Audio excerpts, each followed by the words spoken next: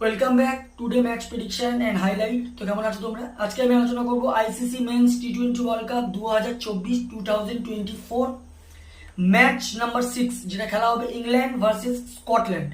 খেলাটা হবে, যদি আমি ডেট বলি, কাল। আর যদি আমি ডেট বলি 4 জুন 2024 ইন্ডিয়ান টাইমে রাত 8টা PM খেলা। আর যদি এখানে ওয়েস্ট ইন্ডিজের লোকাল টাইম দেখি, এটা ওয়েস্ট ইন্ডিজের লোকাল টাইম বা বাবাডোজের টাইম। বাবাডোজে খেলা যেহেতু সকাল 10:30 AM খেলা। খেলাটা হবে বাবাডোজে। এটা হচ্ছে বাবাডোজের,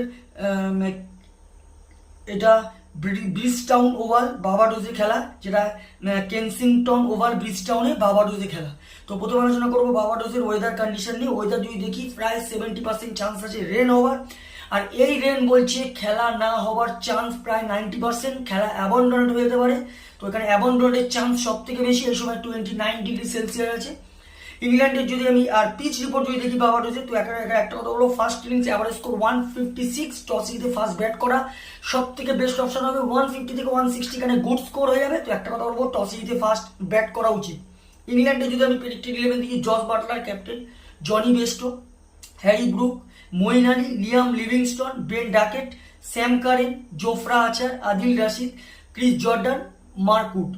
স্কটল্যান্ডে যদি আমি প্রেডিক্টেড 11 দেখি, George Munsey, Michael Jones, Richie Berrington wicket captain, Ollie Hairs, Matthew Cross, Michael Leask, Brandon McMullen, Chris Greaves, Safyaan Sharif, Mark Watt আর ব্র্যাড হুইল।